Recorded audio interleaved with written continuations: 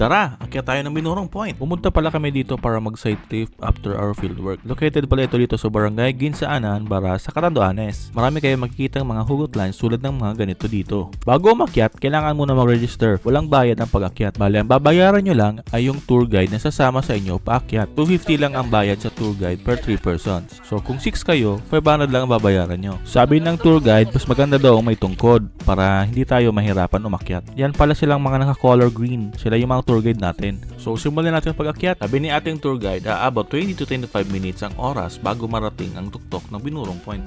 May 200 pala dito paakyat. Diyan sa may tulay, pag high tide ang dagat at dito naman sa baba kapag low tide naman ang dagat. At dahil low tide, dito kami sa baba dumaan.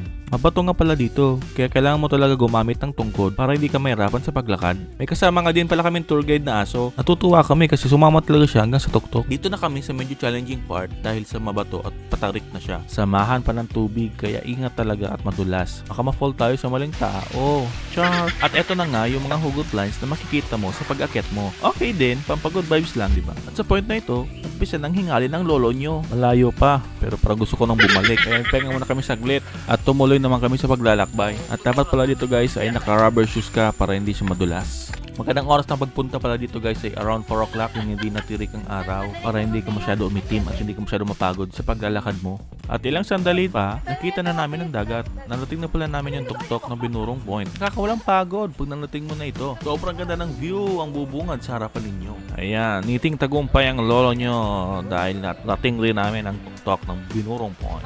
Bago matapos ang video, enjoy nyo muna ang ganda ng view dito sa Binurong Point. This is Ken and thanks for watching.